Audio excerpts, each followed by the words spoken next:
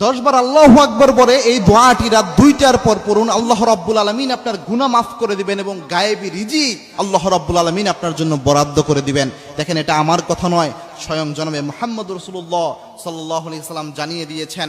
তাফসীর ইবনে কাসির অন্যান্য সব তাফসীরের মধ্যে এটা একটা অন্যতম প্রসিদ্ধ একটি তাফসীর। এই তাফসীর ইবনে কাসিরের সূরা মুতাফফিফিনের 6 নম্বর আয়াতের ব্যাখ্যায় এই হাদিসটি ইবনে কাসির রাহিমাহুল্লাহ তিনি নিয়ে এসেছেন। এই ঘোষণাটি আল্লাহর হাবিব সাল্লাল্লাহু আলাইহি ওয়াসাল্লাম নিজে দিয়েছেন। আয়েশা রাদিয়াল্লাহু তাআলা আনহা এই হাদিসটি বর্ণনা করেছেন। দেখেন, আমরা রিজিকের সমস্যায় অনেক ভাইরা ভুগি অনেক সময়, এবং কি অর্থনৈতিক সমস্যা আমাদের অনেকের রয়েছে, অনেকের ফিনান্সিয়াল ক্যাপাবিলিটি অনেক কম থাকে, ফিনান্সিয়াল প্রবলেমে ভোগেন অনেকে। এই ক্ষেত্রে কোনো সমাধান রয়েছে কিনা আপনারা প্রায়ই জানতে চান। আল্লাহর হাবিব সাল্লাল্লাহু আলাইহি ওয়াসাল্লাম রাতের বেলায় এই আমলটা করতেন, এবং কি রাতের বেলায় আল্লাহ রাব্বুল আলামিন প্রথম আসমানে নেমে আসেন। প্রথম আসমানে নেমে আসে আল্লাহ রাব্বুল আলামিন ডাকতে শুরু করেন, হাল মিন মুস্তাগফিরিন ফাগফিরাল্লাহ।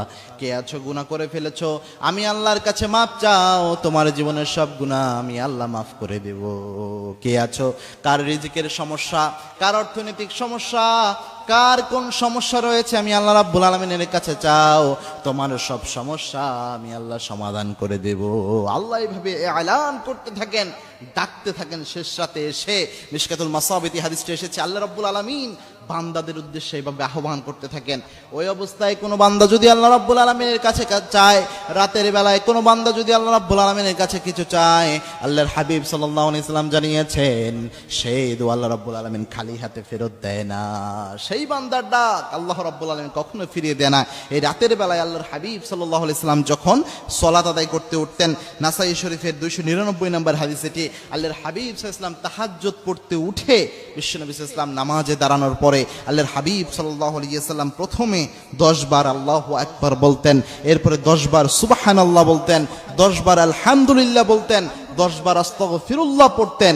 এরপরে আল্লাহর হাবিব সাল্লাল্লাহু আলাইহি ওয়াসাল্লাম এই দোয়াটা করতেন, আল্লাহুম্মা গফিরলি ওয়ারহামনি ওয়ারযুকনি ওয়াআফিনি। এই দোয়াটা আল্লাহর হাবিব সাল্লাল্লাহু আলাইহি ওয়াসাল্লাম করতেন। সাহাবে একরাম তারা নিজেরাও এই আমলটা করতেন। এই আমল যদি আপনি করতে পারেন, এই 10 বার আল্লাহু আকবার, 10 বার সুবহানাল্লাহ, 10 বার আলহামদুলিল্লাহ, 10 বার আস্তাগফিরুল্লাহ, এটা পড়ার পর এই দোয়াটা পড়ে আপনি যদি আল্লাহ রাব্বুল আলামিনের কাছে কোনো কিছু চাইতে পারেন, এই দোয়ার মধ্যেই কিন্তু ওয়ারযুকনি শব্দটা রয়েছে, অর্থাৎ আল্লাহ আমাকে অসংখ্য অগণিত রিজিক আপনি আমাকে দান করেন। এই দোয়া যদি আপনি করতে পারেন, আল্লাহ রাব্বুল আলামিন আপনাকে গায়েবী রিজিক দান করবেন। কারণ রিজিকের একচ্ছত্র মালিকানা হচ্ছে আল্লাহ রাব্বুল আলামিনের হাতে। আল্লাহ রাব্বুল আলামিন যাকে চায় অগণিত অসংখ্য রিজিক, বেহিসাবি রিজিক আল্লাহ রাব্বুল আলামিন তাকে দান করে দেয়।